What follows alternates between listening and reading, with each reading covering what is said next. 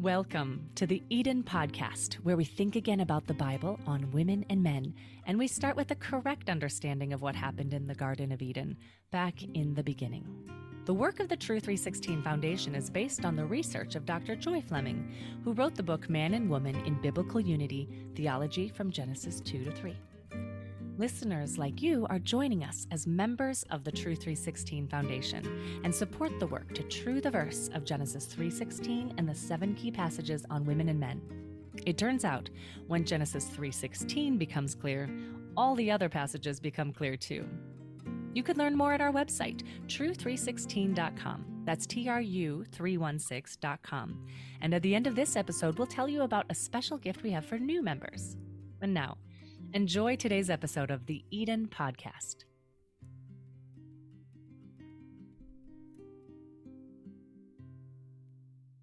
For Season 11 on the Eden Podcast, we're going back in time and playing audio that we've never played for you before. I was doing a private Zoom series of sessions with a number of students, and I used PowerPoint slides that I referred to as we went along. You can see these presentations in full on our YouTube channel. I'd love to have you subscribe. It's simply True 316. That's TRU316. And now, let's get started.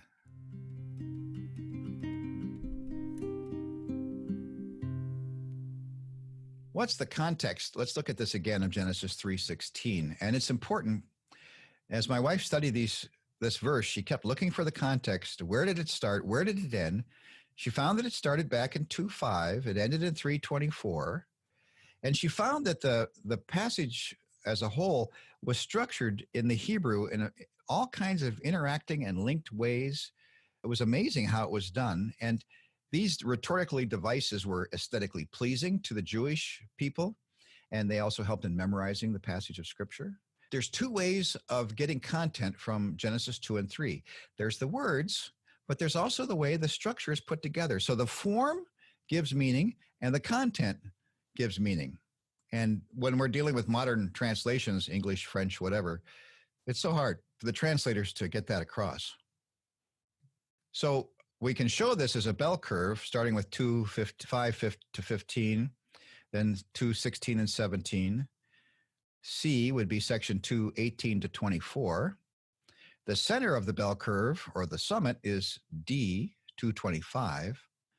And then we go downhill with C prime, 3:1 to 5, B prime, 6 and 7, and then contrasting God at work in A, we have sin at work in A prime, as all these things work themselves out in 3:8 to 24.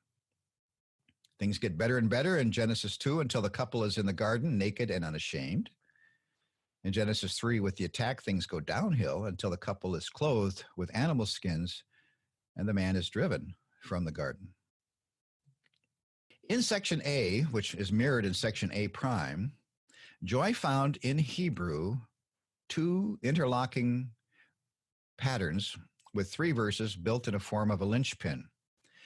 And if you like to, you can read the Hebrew in the upper diagram.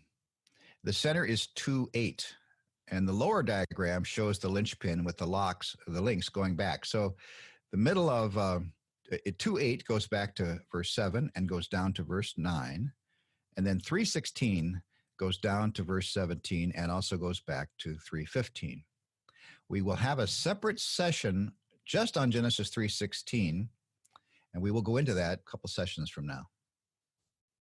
Question, please review what were the exact Hebrew words in Genesis 3:16. Answer, well, there's the introduction where it says, God said to the woman, but then there are 11 Hebrew words where God speaks to her. And Joy groups us into line 1, words 1 through 4, and then line 2, words 5 through 11. So line 1 is a repeating verb, multiplying, I will multiply, your toil, and your conception. And then line 2, with effort, you will bring forth children. Your desire is for your husband, but he, verse 11, will rule over you. Obviously, those aren't the Hebrew words, but that's English showing you what the Hebrew words are. Question, how were God's words to her different from God's words to the other 2? And we'd looked at this in a previous session. The word because was used for both the first and the third. The Hebrew word curse was used in God's words to the serpent and the man, but Arur is not used for her. So she's not cursed, nor is anything cursed because of her. God does not speak to her about eating, doesn't use the word dust. And the words all the days of your life are not used for her. I'm quoting her again from one of her writings. These differences have not always been noticed or made clear. Instead, God's carefully chosen words to the woman have been treated as if they were just one more parallel speech to another willful rebel. This has resulted in a serious misunderstanding of God's words to the woman. Another question. What happens when God multiplies? Now, why is that important? Well, his first two words to the woman in 3:16 are, multiplying, I will multiply. So by saying that twice, he means I'm really going to multiply. We came across that in Genesis chapter 1. He says, be fruitful, said to both of them, be fruitful and multiply.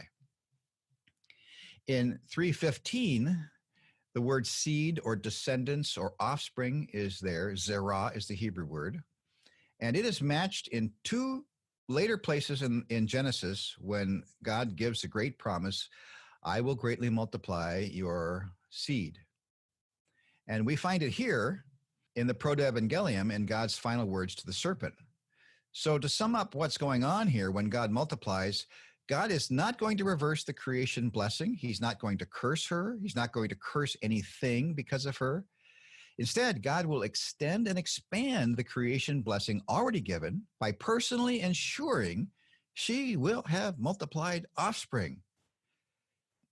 It's so positive in the beginning of Genesis 3:16 if we get the words right. More comments and questions. Was this Anne? I think, yeah.